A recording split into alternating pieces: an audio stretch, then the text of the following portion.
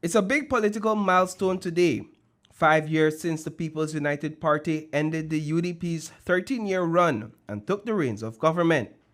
The Briceño administration has now completed a full term and is 8 months into its second. And tonight, the Prime Minister is shaking things up in a big way. PM Briceño announced a cabinet reshuffle that's already drawing attention.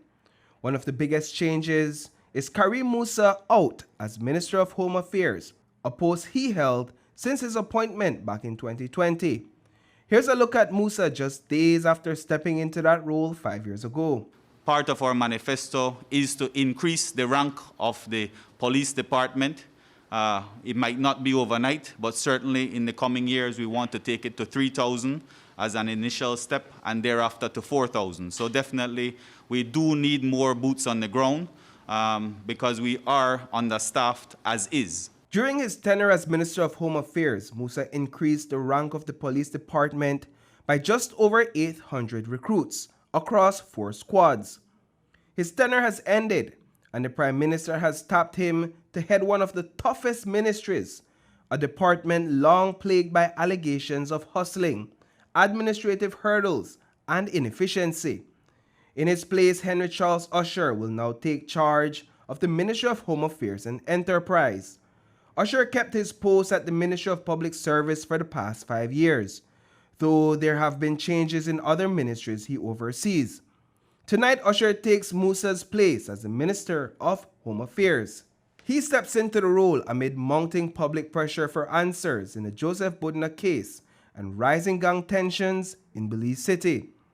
Another notable shift sees the Ministry of Education, Science and Technology going back to Minister Francis Fonseca. It's an interesting decision because Fonseca was juggling these portfolios along with the Ministry of Foreign Affairs just ahead of the 2025 general elections. He noted in February that it was only meant to be short-term. I don't see at all that happening in another term of government. So ideally you want a minister responsible for education and culture, and you want a minister dedicated to focusing on foreign affairs and foreign trade. This time around, in a new term, Minister Fonseca will have 2 ministers of state by his side. But why did Prime Minister Briceño decide to bring back Fonseca to education? Only 8 months ago, Oscar Briceño, a career educator, was appointed to serve as the Minister of Education, a ministry with the biggest budget. I feel that over the last 24 years that I served in education, I have learned a lot. I feel that I come, prepared.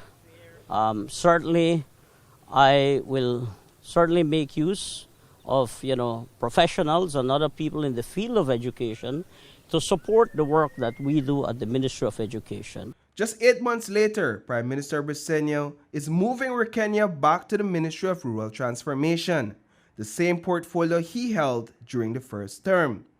So does this reshuffle signal dissatisfaction with Briceño's performance at education? That decision comes only days after teachers were up in arms over delays in salary disbursements and miscellaneous deductions from their pay. Florencio Marin is now on his 3rd ministry in 5 years, marking another key change. He first served as Minister of National Defense. He moved to the Ministry of Rural Transformation earlier this year, and now Marin has landed at the Ministry of Public Service and Disaster Risk Management. It's a challenging role, as the minister must navigate tough negotiations with the joint unions.